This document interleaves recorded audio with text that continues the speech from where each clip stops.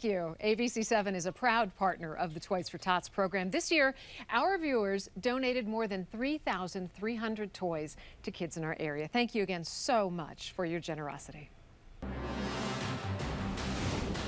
Now at 6 o'clock. Today's a sad day in the people's house. On the verge of a presidential impeachment. Today we're summoned by history to do the right thing. The clock ticking on an historic vote on Capitol Hill. The only urgent threat to this body is the clock in the calendar and the desire to impeach the president before we go home for Christmas. Both parties calling it a sad day, but the division is clear. Our Constitution deserves standing up for, not Donald John Trump. This is a terrible time. This is a date that will live in infamy. The president charged with abusing his power and obstructing a congressional investigation. A clear and present danger to our democracy. Hours of debate. Vote yes on these articles of impeachment. The voters will remember next November what you're doing this December. Good evening to you from Capitol Hill. We begin with that breaking news. History unfolding here as the House now is taking up the vote to see whether or not to impeach President Trump. We are live from Capitol Hill, where this is now entering its 6th hour. These lawmakers have been debating since about 12:15. We're talking about the members of the House. They are going through their sides, trying to defend where this should fall. The Democrats calling for impeachment, making their case. The Republicans defending President Trump. So right now the House is nearing the end of its 6 hours debate, and that means voting on the 2 articles of impeachment could begin within the next hour. The first article of impeachment would be abuse of power. The second, obstruction of Congress. Chief political correspondent Scott Thuman has been tracking all of the reaction pouring in so far from our Capitol Hill bureau. Scott? Yeah, Michelle and Jonathan, quite a day on Capitol Hill, right? I mean, look, you talked about the debate, 6 hours. Even that was a fight because Republicans wanted it to be 12 hours. That would give everyone about 1 minute and 40 seconds to talk instead of the 50 seconds they were allotted under a 6-hour debate. But Democrats have the numbers, they have the majority, and so they make the rules. And that just paints a picture of what we're about to see, that very shortly they will get to vote and they'll get to take advantage of that majority they hold and impeach the president regardless of whatever defense the Republicans put up. Here's just a very quick snippet of some of the exchanges that we saw today on the House floor so far. As Speaker of the House, I solemnly and sadly open the debate. Today we are here to defend democracy for the people. May God bless America. They can't actually pin anything of factual basis on him. The president did nothing wrong in this issue. It may sound like a broken record, but that is what we continue to hear over and over from both sides. There have been some injected dramatics today as well, though. There was a reading of the Pledge of Allegiance, but a pointed one, stressing certain phrases. There was also a moment of silence for the 63 million Donald Trump voters out there. So we've seen it all, but there's still some to play out, certainly, as we wait for this final vote and eventually the president's rally tonight in Michigan, which I'm sure will be full of headlines. Jonathan and Michelle. All right, Scott, thanks. Scott, thank you. And President Trump, meanwhile, will likely be in Michigan when the House votes. Air Force One took off within the past hour en route to a campaign rally in Battle Creek, Michigan. Now, that's a state he won in the last election, and this is a rally that comes as the approval rating for the president jumps yet again. A Gallup poll found 45% of people approve of the job that he is doing. Now, that is actually up 6 percentage points since the impeachment inquiry first got started. And while the president left town, ABC7 News has found there are some folks who have come to town to watch history in the making here. That's right. Our Tom Rousey continues our team coverage from Capitol Hill. Obviously, it's been a very unusual day here on Capitol Hill, but among all the folks who are involved in the politics are also just some of the usual tourists, including some folks who came here specifically because they wanted to see the House proceedings today. We talked to the Shapiros from New York. They say back in 1969, they almost made it to Woodstock, but they got turned away just before they got there, and they vowed if they ever had a chance to witness history again, they would do it. Well, today was their chance. It is historic. It's unfortunate and sad that it had to lead to this, but nonetheless, we're here. But our system is broken. It's not the people in there that are broken, but just the way we operate it. And they were among a number of folks who told us at the end of the day it was very interesting to be here on Capitol Hill on what will go down as an unusual day in the history of this place. Reporting on Capitol Hill, I'm Tom Rousey, ABC 7 News. All right, Tom, thanks very much. It is important to note that if the House does what many expect, because it seems to be going right down party lines, they will then vote to impeach President Trump. It is very important to note, though, even if they do that, he does not get booted from office. That's not how this works. So 7 on your side now is taking a look at what the next steps would be if an impeachment vote goes through as expected. So the next step would be a trial in the Senate to decide whether to remove the president from office. Senators would serve as jurors, while House lawmakers act as prosecutors. The Chief Justice of the Supreme Court will preside. At the end, the Senate must take a public vote, and 2/3 of senators present must vote to convict in order to remove the president from office. And we expect the trial to start in early January. So that's a bit of a timeline for you to look at. Now, obviously, we're going to follow this very closely. There's a lot of moving parts, and it should get started in just about a half-hour's time. Absolutely. You're looking for that full floor vote on the 2 articles of impeachment. But, you know, the other big story in town is just how cold it has gotten. Now that the sun has set, it is bone-chilling out there. My toes are still thawing out because we spent some time outside. In fact, this morning in Arlington, because of the cold, look at this. This is what firefighters and first responders were dealing with. There were a number of crashes, and most of the officers are telling us because the roads were slick at some point. You can see some of the ice in that picture right now. Chief Meteorologist Bill Kelly's been tracking all this for us. And Bill, as we bring you in, right now the roads may be dry, but holy cow, these temperatures have dropped off. Yeah, it's amazing, especially when you account for the wind chill factor out there. Good evening, everyone. Clear skies for the most part here in D.C. We're already at 34 degrees officially in the district, 30 in Leesburg, down into the 20s right now. Up and down the I-81 corridor, 28 degrees in Winchester, 28 in Cumberland. But those winds, they're going to continue to blow and gust 30, even 35 miles per hour in spots like Winchester. So you combine the temperatures in the 20s plus a gust that high, we have wind chill factors right now that are down in the teens. A bitter cold night. 21 in Leesburg, 17 in Gaithersburg, feels like 22 right now around D.C. We also saw a couple of light snow showers earlier on moving through from the north. Notice, still see some of those near Hagerstown.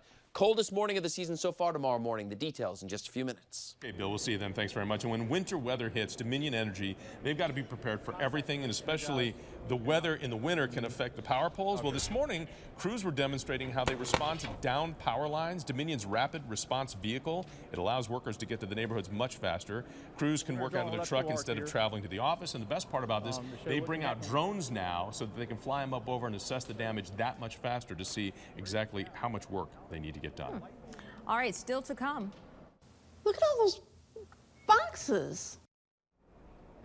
The community comes through in a big way for a local cancer patient. What she told us about the outpouring of love. But first, though, a 7 on your side crime alert after this attack in one of D.C.'s more upscale communities.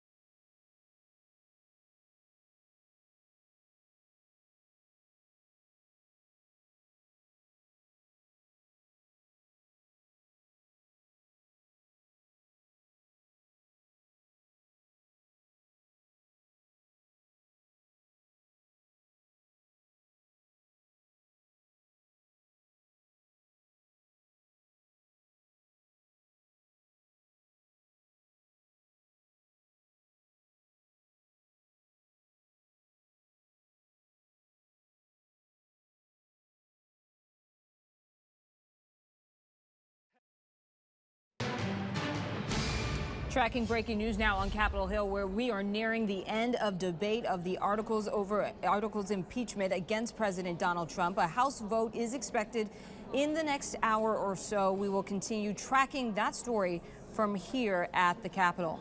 Right now, 7 is on your side with a reminder to be on the lookout for thieves. Well, this is after a violent robbery that was caught on video. I want to show you something because this is really a telltale sign for anyone going to check out money. You can see this guy goes in to the ATM to get money out. Next thing you know, 4 guys come in with masks. They start beating up on him. This is all caught on video. And those 4 guys ended up getting away with it, but they did get away with about $1,300 in cash, a passport, and also an iPhone. At this hour, police say they still have not made any arrests. But it's a reminder for all of us, 7 is on your side now with some ways that you can protect yourself when you are going to check out money. Here are some tips they offer up. MasterCard is saying that the most important thing is always be aware of your surroundings. Situationally aware is very important. Know what's going on. Put your cash and receipt away immediately. Count the money later so that you can stay focused on what's happening around you. If you see anything suspicious, that's when you just hit that cancel button and just walk away immediately. If you're at a drive-up ATM, they always say, please, please, please make sure that your car is locked and that you're focused not just on what you're doing, but what is also happening around you. And Mayor Bowser is urging D.C. residents to really secure their personal items. That is very important. This afternoon, the mayor led a safety walk through the Capitol Hill neighborhood of Ward 6. Bowser said during this time of year, there is an uptick in crimes like package theft and car break-ins. She also encouraged residents to participate in the district's private security program that gives rebates for cameras installed on private property.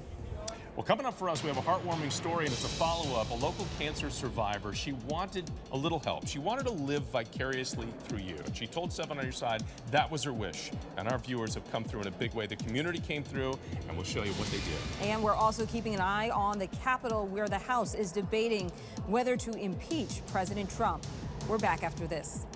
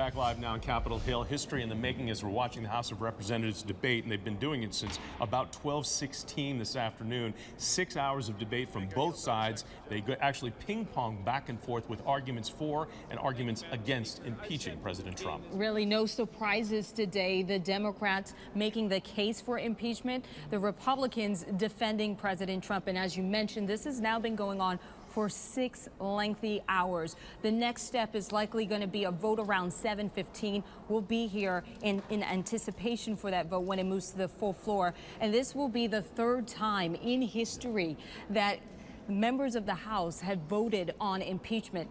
Meantime, outside of the Capitol, a very busy day. We saw many protesters out there, and they are also making their voices heard. Hundreds protesting, demanding the president be impeached and removed from office.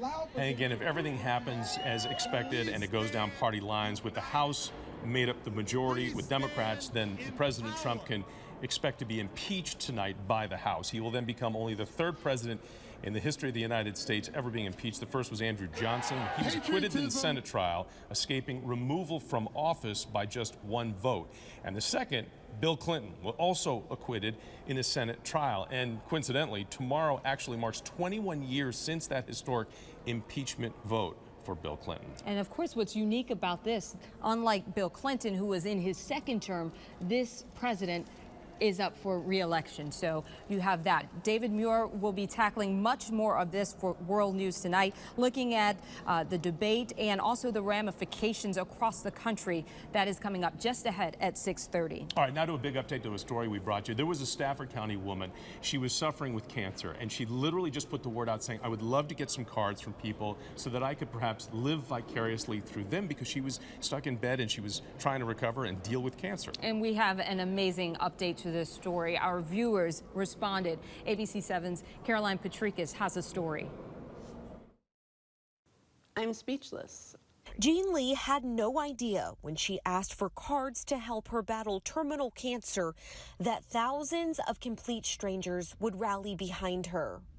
Look at all those boxes. 4 days after Jean shared her story, she is overwhelmed. That's more than yesterday. Oh my God. By the outpouring of support from people around the world. These are people that don't know me, and they're reaching out to me to make my life nicer and better and to bring me a little joy. She's been battling rare cancer since 2003. Recently, doctors gave her 18 months left to live until she proved them wrong. She says receiving cards gives her something to look forward to. It helps with the depression. Sometimes it's a bright spot in a really gloomy day. But cards weren't the only thing that arrived. Flowers, barbecue, and chocolates came too. In fact, today I feel better than I have in a long time. It's like, wow. Just sharing the stories with people, sharing their stories with me, it's done a lot for my spirit. Jean said one day she'd like to see her staircase railing filled with cards. Now she might need help hanging them all up. In Stafford County, Caroline Patricus, ABC 7 News. That is a great story and a great problem to have too many Christmas cards. Love the outpouring of support right there. And we have all I can say, though, is when you send barbecue, nothing says love like sending barbecue. For sure. We have her address. If you'd like to send a kind message to Jean this holiday season, just go to our website, WJLA.com. By the way, if you're procrastinating and getting the Christmas cards out, you have until Friday. The Postal Service wanted us to remind you, get them out by Friday so that they make sure they make it to their destination on time. All right, let's talk about the weather. We've been saying how cold it is. We knew it was coming, but boy, it really hits you. Bill, it's not cold. It's freezing out It's there. freezing really literally cold out there. But guys, it could be like this. I want to take you back real quick. On this date, back in 2009, 10 years ago, this is a photo from an event. This was the beginning of a snowstorm, a major snowstorm that dumped 16.4 inches of snow on D.C. over a 2-day period. The total for tomorrow, the 19th, 15 inches, the snowiest single day ever.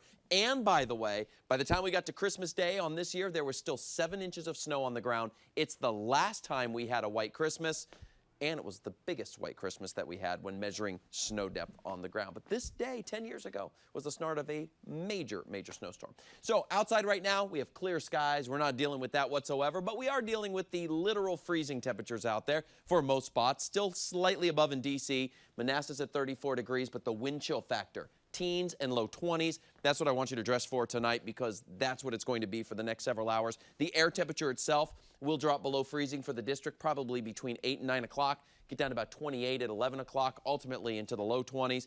But it's just going to remain very cold no matter where you are across our region. And we're also tracking a couple of these essentially lake effect snow showers that are working their way on down. There is another front that's crossing that's helping to enhance that.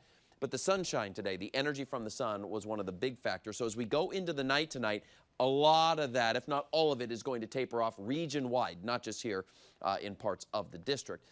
Where we probably will not see any of that. But tomorrow, during the day, I'll run you through basically the entire day, and look how quiet it is across the entire Midwest. It's going to stay that way for our day tomorrow and our day Friday. One of the quieter days I've seen in a long time, certainly leading up ahead to a big holiday, which, of course, travel plans are going to be big. So for this evening, temperature-wise, it's a little bit windy out there, a few flurries, mainly to the north. It's going to be cold, dropping down eventually to 23 degrees by 6 o'clock tomorrow morning under those clear skies with wind chill factors into the teens. And then the coldest day of the season so far tomorrow with a high temperature, just around, say, 34 degrees or so. I don't think we get above freezing until around noon tomorrow total when we're just looking at the temperature itself. Wind chill factor, we stay below all day. Not as windy tomorrow, just a biting cold day, but dry. 40 degrees on Friday. Look at the weekend, though. Winter officially beginning Saturday night. It looks dry. Start of Hanukkah. That looks dry as well. Then warming into the 50s. Our chance for a white Christmas here is practically zero. But travel conditions are looking really good when we're talking about that. So that's the rub. No white Christmas, but good travel weather. Robert, send it back over to you. And now, the Toyota Sports Desk, brought to you by your local Toyota dealers. All right, Bill, thanks. And a huge get for Terps football. A five-star recruit signing his letter of intent to stay here in the DMV. St. John's receiver Rakim Jarrett became a Terp today. He's a five-star recruit, #2 ranked receiver in the country according to Rivals.com. Somehow Terps head coach Mike Loxley convinced him to decommit from the top program in the country, LSU, and stay right here at home. So to be able to recruit a guy like Rakim Jarrett, who was a national guy, it shows the type of character he has as a player, that he's a guy that's a leader. He's not afraid to take on tough tasks. He's not afraid to come be a part of something that's growing. Glad to have him be a Terp. That's a huge get right there. Meanwhile, on the pro level, Dwayne Haskins is getting ready to face the Giants again. Last time he saw New York, it was bad. Threw 3 picks. He was thrown into the fire after Case Keenum was pulled. Haskins says he doesn't even think or like to think about that game anymore. I throw up watching that film. I don't like watching that tape. So it's a totally different guy. I don't want to talk about it. It's done with. Next game. Looking forward to playing him at home. It isn't that I don't like the tape. It's just I'm a whole different player than I was back then. And that's just something that I feel watching that tape, it's not me, and it wasn't me out there. It's getting better every week, so I'm excited. That game was rough, and that game will be the Redskins' home finale, and then they'll finish up the season in Dallas. We'll be right back.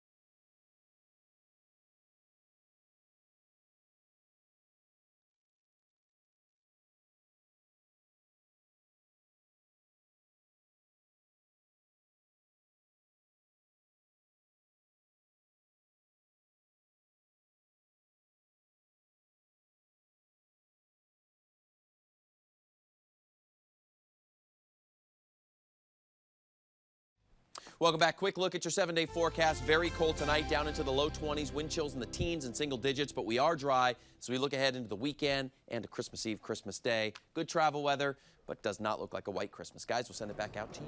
All right, Bill, and of course, we're standing by for that critical vote. It could come down any moment, and we, of course, will post the latest on our website and on our app. We should let you know when the voting starts. We're going to stream that live on our app. It's all going to be streaming on ABC7. It's WJLA.com, and also on the ABC7 News app. You can download that for free on your phone right now as the debate and the arguments still continue live in the House chambers you saw there. Of course, our coverage continues with David Muir. He will be picking things up with the latest on this debate. We thank you for joining us this evening on Capitol Hill. We'll see you back here tonight at 11 o'clock, and by then, history will have been made. Have a good night.